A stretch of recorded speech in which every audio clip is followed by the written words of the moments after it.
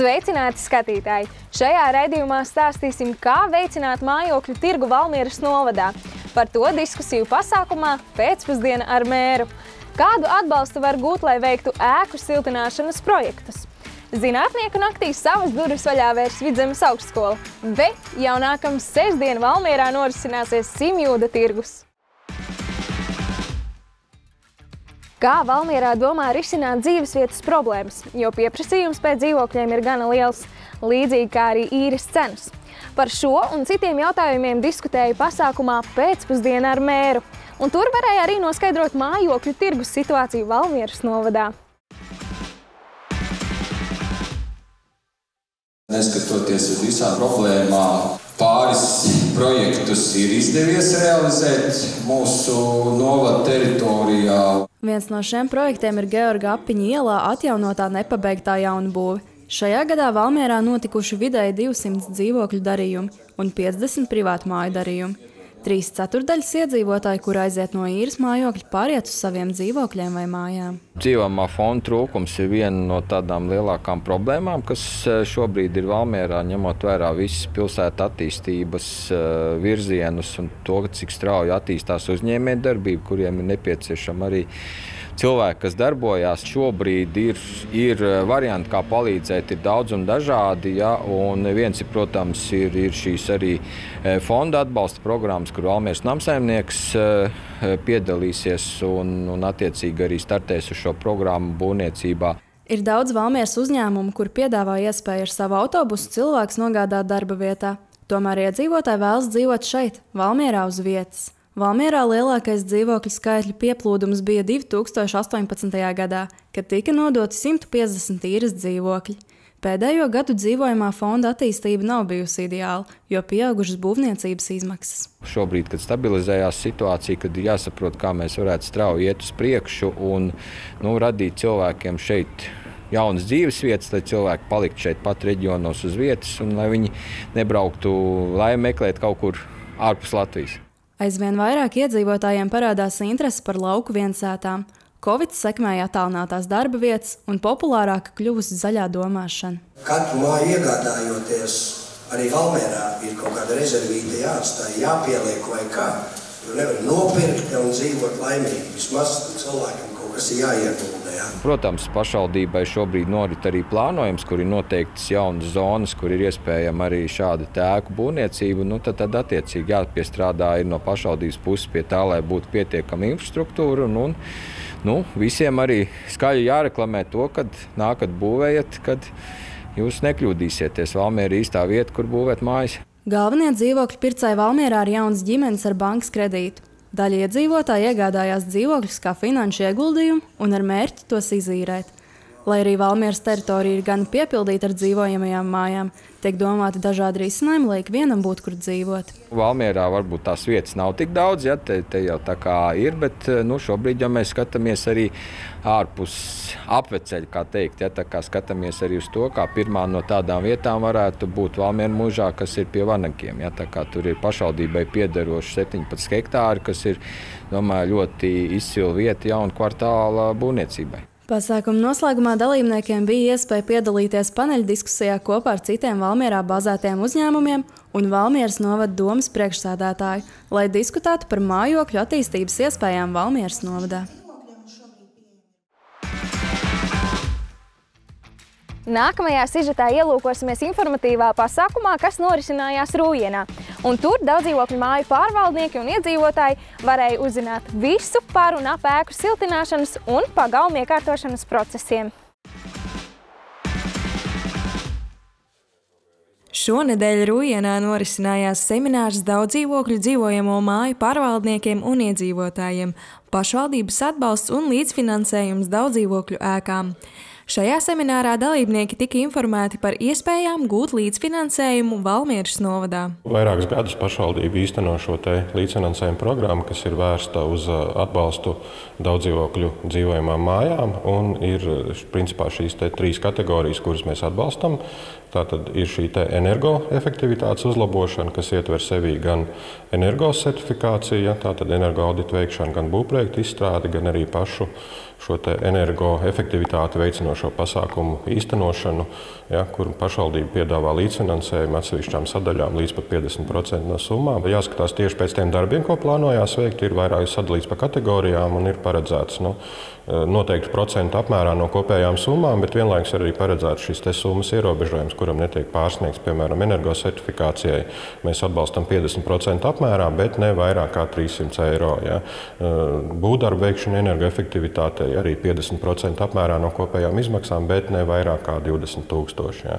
Šeit ir jāskatās konkrētā darbība, kas tiek veikta, un tad jāskatās konkrētais, kas ir paredzēts noteikumos piešķirtais līdzfinansējums. Tāpat līdzfinansējumam iespējams pieteikties arī daudzdzīvokļu dzīvojamo māju pagalmu labiekārtošanai, bērnu rotaļu laukuma izveidei, apzaļumošanai un arī autostāvvietu ierīkošanai. Jāņem vērā, ka šis līdzfinansējums ir jāizmanto kalendārā gada laikā. Līdz ar to, protams, pieteikties var arī šobrīd, bet katrā ziņā jāņem vērā, ka šī nauda tiks piešķirta nākamajā gadā.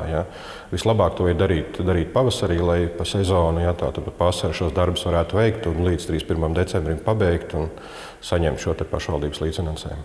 Seminārā Finanšu institūcijas Altuma Vidzemes reģiona vadītāja Olita Untāla dalījās pieredzē un iespējās pieteikties daudzdzīvokļu māju energoefektivitātes atbalsta programmā. Iedzīvotājus mēs šobrīd gribam iedrošināt par to, kad ir jāspēr tas pirmais solis, jāsaprot, ko viņi grib darīt, ka grib tehnisko dokumentāciju izstrādāt, ka grib uzticēt šo darbu pilnvarotai personai, projektu vadītāji, lai tas notiek raitā. Tā iedzīvotāja saņemšanās, paskatoties uz kaimiņu māju, kura ļoti labi izskatās, kura ietaupa 50–60% no siltuma, apmaksas. Tā kā es domāju, ka tas vien ir to vērts, lai sakārtotu skaistu māju, kurā būtu ilgtspējīga, kura būtu kvalitatīva un arī ekonomiskāka. Iedzīvotāju aktivitāte Valmieras novadā palielinās gan māju siltināšanas projektu īstenošanā, gan pagalmu labiekārtošanā. Ja mēs tā skatāmies pie iepriekšējiem gadiem, šobrīd mēs esam 54 mājas renovējuši, veicot gan pilnu renovāciju, gan arī daļēju renovāciju. Ja no kopējā Valmieras skatāmies, tad no mūsu pārziņā esošajām 104 mājām vairāk kā pusi Valmiera esam nosiltinājuši. Valmieras novadā ir vairāk nekā 1269 daudzdzīvokļu mājas. Uzņēmuma Valmieras namsaimnieks valdes loceklis Ilmārs Skāduls norāda, ka labās prakses piemēri, kas jau īstenoti novadā, mudina dalīties un rosināt citus novada iedzīvotājus, izmantot iespēju uzzinot gan par pieejamajām atbalsta programmām, gan rīkojoties, lai labiekārtotu paši savu dzīves vidi.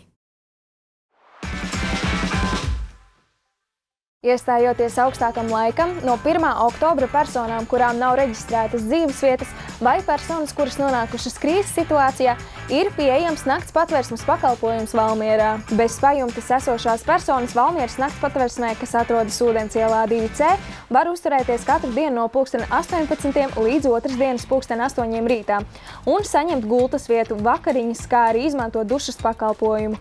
Personas patversmē aicinātas neierasties apreibinošo vielu iespējā, kā arī ievērot iekšējās kārtības noteikumus. Aicinām Valmieras iedzīvotājus augstajā laikā būt iejūtīgiem un nepaiet garām uz soliņa, kāpņu telpā vai zemē gulošajiem, bet informēt viņus par iespēju doties uz nakts patversmi.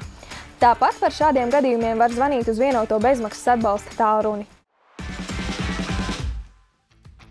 Atsaucoties uz iedzīvotāju ierosinājumiem un padarot ērtāku bērnu un jauniešu nokļūšanu uz pirmskolas izglītības iestādi Bitīte un Valmieras dizaina un mākslas vidusskolu, no 1. oktobra tiek mainīti pilsētas maršrutu autobusu kustības saraksti, gan mainot autobusu kursēšanas laikus, gan atklājot jaunus reisus. Atklāti 3 jauni reisi, kā arī vairākos reisos mainīti attiešanas laiki. Autobusu maršruti, pieturvietas un kursēšanas laiki apskatāmi VTU Valmiera tīmekļa vietnē. Bet tagad gan reklāmas pauze. Palieciet ar mums un uzzināsiet, kā aizvadīta zinātnieku nakts Vidzemes augstskolā un ko sola tradicionālais Simjūda tirgus.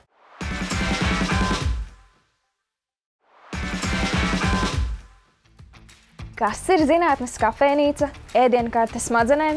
Tāpat kā visā Eiropā, arī Vidzemes augstskolā norisinājās zinātnieku nakts, rosinot skolēnu un jauniešu interesi par zinātni un pētniecību. Dosimies uz Vidzemes augstskolu, lūkot, kas tad šajā naktī norisinājās šogad. Eiropas zinātnieku nakts ir pasākums zinātnes un tās sasniegumu popularizēšanai, kas katru gadu notiek septembra pēdējā piektdienā. Zinātnieku nakts ir augstskolas svētki. Tie ir svētki mums pašiem, mūsu kolēģiem, mūsu studentiem. Mēs arī aicinām visus, gan mūsu studentus, kuri vēlas kaut ko pētīt un meklē savas īstās tēmas. Vidzemes augstskolā ik viens interesants varēja tikties ar pētniekiem, piedalīties dažādās aktivitātēs un diskusijās. Mēs zinātnieku naktī diskutējam konkrēti manā darba grupiņā un manā kafejnīcā par pātrinātās mācību apguves metodēm, par tiem nosacījumiem, kādā mēs varētu ātrāk apgūt mācību vielu, jebkurā mācību priekšmetā, bet īpaši mēs runājam par matemātikas mācību stundām un arī par tehnoloģijām. Šogad rīkojam zinātnes kafejnīcu, kur daži no mūsu erudītākajiem pētniekiem runā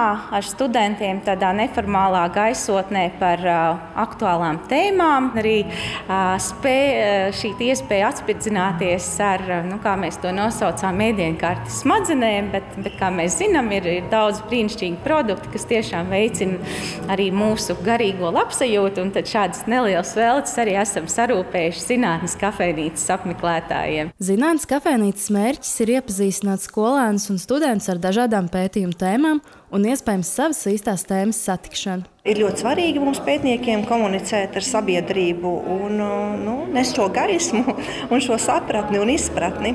Un savukārt no viņiem mēs iegūstam šos izaicinājumus un problēmas, kur virzienā mēs varam skatīties un palīdzēt tā kā risināt. Mūsu pētnieki iespējams iededz mūsu studentos šo dzirksti pētīt.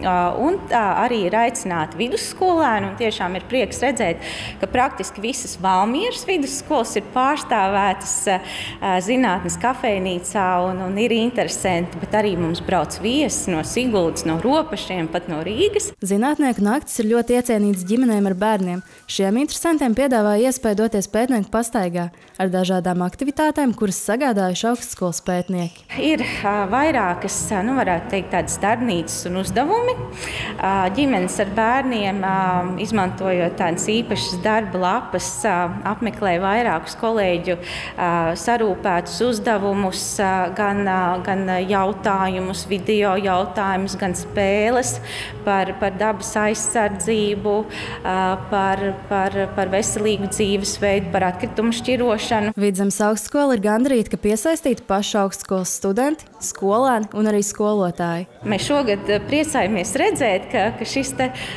pulks, kas pie mums atnāk, viņš ir kļuvis dažādāks, un arī mums ir ļoti interesanti līdz ar to strādāt un būt kopā ar šīm dažādajām mērķa auditorijām. Pētnieki aicina skolēnus un studentus lasīt vairāk zinātnisko literatūru, lai paplašinātu savu redzējumu uz pasauli. Nākamajā sestdienā Valmieras centrālā iela Rīgas iela pārtaps lielā gada tirgū, jo gaidāms tradicionālais simjūda tirgus. Kāda ir šī tirgus vēsture un ko tas sola šogad? Par to tad arī stāstīsim turpinājumā. Kas nav redzējis simjūda tirgu, tam nav bijis jaunības. Tā par simjūda tirgu savā romānā Valmieras puikas saka Pāvils Rozītis. Un šis tirgus tik tiešām nav gluži parasts tirgus, vispirms tā jau ir tirgus vēsture. Simjūda tirgus ir tirgus, kuram ir visgarākā vēsture, kura varētu teikt ir tikpat gara kā Valmieras pilsētas vēsture. Stāsta, ka tad, kad Sīmaņu baznīcai tika likta pamatakmens, tika uzcelta baznīca, tā tika iesvētīta, sāka nest svētā Sīmaņa vārdu, tad, protams, kas tad baznīcas laukumā reāli notika arī tirgi. Jo tā bija tā lieta, amatnieku apmetnes veidojās pie pilīm, pie baznīcām, un vēlāk veidojās pilsētas. Tā kā tā amatniecība bijusi jau pat pirms pilsētas vēstures. Tā leģenda vēsta, ka vēlāk viņš ieguva arī līdz šodienai zināmo nosaukumu, kas gluži vienkārši veidojās saliekot kopā divus vārdus, kas tolaik oktobra beigās bijuši rakstīti kalendārā, Sīmanis un Jūda. un bieži, var teikt, vietas trūkuma dēļ, kāds no vārdiem ir bijis saīsināts, un līdz ar to izveidojās tas vārds Simjūda tirgus. Ja. Ļaudis viņš vienmēr mulsina, jo īsti nevar saprast, kas tas par dīvaino nosaukumu, reāli no diviem cilvēku vārdiem. Pēc Otrā pasaules kara Simjūda tirgus nenotiek, bet pirms 27 gadiem Valmieras muzeja darbinieki rosina šo vēsturisko tradīciju atjaunot. Šajos gados tirgus audzes gan tirgotāju, gan pircēju un, protams, arī piedāvājumu ziņā.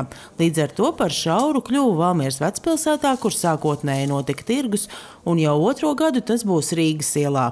Es esmu dzirdējis atsauksmes, ka ļoti patīk, kad ir uz tās Rīgas ielas, ir liela gara iela, aizējam uz vienu pusi, uz otru pusi, un mēs neko nepalaižam garām.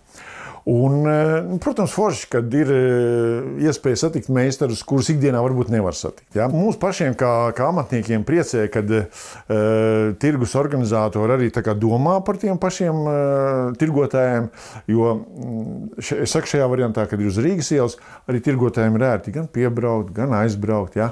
Kas arī nav mazsvarīgi. Dainis Jansons ir viens no amatniekiem, kurš arī šogad savus darinājumus, koka traukus un dekorus piedāvās pircējiem Simjūda tirgū. Un šie trauki meistara darbnīcā top no māzariem un vēja laustiem kokiem. Šis ir īpašs, tas ir no Mandžūrijas riekstkoka, šādi ir tie rieksti, un šis ir nācis no Vērmaņdārza. Pavasarī vasarā mēs bijām uz Dziesmu svētku tirdziņu Vērmaņdārzā, un dārznieki ieraudzīja mūsu darbiņus un uzvaicāja, vai mums nevajag sagatavs. Mēs sakām, jā, vajag. Viņš saka, nu tad pēc pusstundiņas pienāk, kad aizgājām apstīmies, viņiem malkā sazāģēti nolūzušie zari, nokaltušie koki Vērmaņdārza. Nu, šis ir nolūzis zars no, es domāju, 200 gadus vecas Mandžūrijas riekstkoka. Amatnieku, mājražotāju un tirgotāju interese par dalību Simjūda tirgu ir liela. To apliecina tas, ka 340 tirgus vietām bija pieteikušies ap 600 pretendentu. Tirgus organizatori uzsver, ka pamatā izvēlas amatniekus un mājražotājus, kas tik tiešām tirgo savu gatavoto preci. Nākamā sestdiena Valmierā būs arī Rīgas dizaina tirgus un stādu placis. Bet Simjūda tirgus jau nav tikai tirgošanās. Lajierkastes mūzika, kas ir tāda tradicionāla vēlo viduslaiku tirgus mūzika, priecēs mūs arī šogad. Būs gan cirkus mākslinieki, būs gan teātra izrādes, gan iespēja katram tirgotājam nofotografēties tāda rudenīgi noformētā foto vietā. Tirgus tajā izklaides daļā mēs piedāvāsim arī tikšanos ar Valmieras pusē zināmu zāļu audzētāju Zeltīti Kavieri un iespēju pie viņas saformēt savu ziemas tējas burciņu. Kopumā man liekas, ka tas modelis, kas ir pašlaik izveidojies, ka viņš ir ļoti veiksmīgs. Man patīk tas, ka muzejs arī organizē kaut kādas atrakcijas, kaut kādus tos lejierkastniekus vai kaut kādas tādas lietas, kas iedod garšiņu. Ja? Nu, teiksim, manā tādā vīzijā vēl kaut kur prasītos umurkumurtas staps, ja? Ar dāvanām galā, un puikas varētu mēģināt uzlīst un kādu dāvanu nokabināt. Ja? Jo tas arī iedod tādu veco to tirgus garšu. Ja? Tātad nākamo sestdienu tikšanās vieta Valmierā Rīgas ielā. No 7. oktobra Valmierā būs skatāma Latvijas laikmetīgās mākslas centra organizēta izstāde Pretrunu pilns zīmējums ar gaisredzības iezīmēm. Tur 8 Latvijas mākslinieki miedarbojas ar mākslinieka Māra Bišofa daļradi. Līdz 10. novembrim izstāde būs skatāma Valmieras pilsētvidē, no ēku sienām uz jumtiem līdz pat veikalu plauktiem. Tuvojoties izstādei, aicinām lielus un mazus 7. oktobrī 11. līdz pat 1. Valmieru muižas parkā. Uz zīmējumu darbnīcu, kā rodas lietas, kopā ar vienu no izstādes dalībniecēm mākslinieci Agati Lielpēteri. Darbnīca atvērta ikvienam interesantam, tai nav nepieciešams iepriekš pieteikties. Dalība ir bez maksas, lai radoša nogale Valmieras novadā.